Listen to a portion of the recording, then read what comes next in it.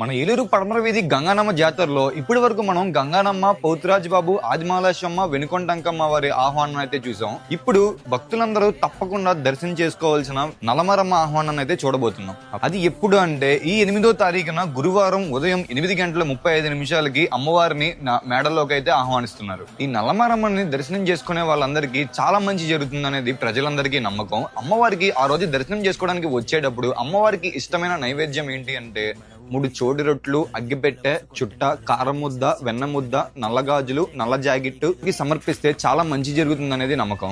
అమ్మవారు ఉదయం 8 గంటల దగ్గర నుంచి మధ్యాహ్నం 3 గంటల వరకు అయితే దర్శనాన్ని అయితే ఇస్తారు. ఉదయం 8:35 దగ్గర నుంచి మధ్యాహ్నం 3 గంటల వరకు అమ్మవారు దర్శనం కంప్లీట్ చేసుకున్న తర్వాత పడమర వీధి జాతర వారు వివిధ రకాల చిత్ర విచిత్ర వేషాలతో ఒక మినీ జాతరను అయితే పెడుతున్నారు. మన 7 సంవత్సరాలకు ఒకసారి వచ్చే జాతరలో ముఖ్యమైన ఘట్టం కాబట్టి భక్తులందరూ వచ్చి అమ్మవారిని దర్శనం చేసుకుని వెళ్లాల్సిందిగా కోరుకుంటున్నాం.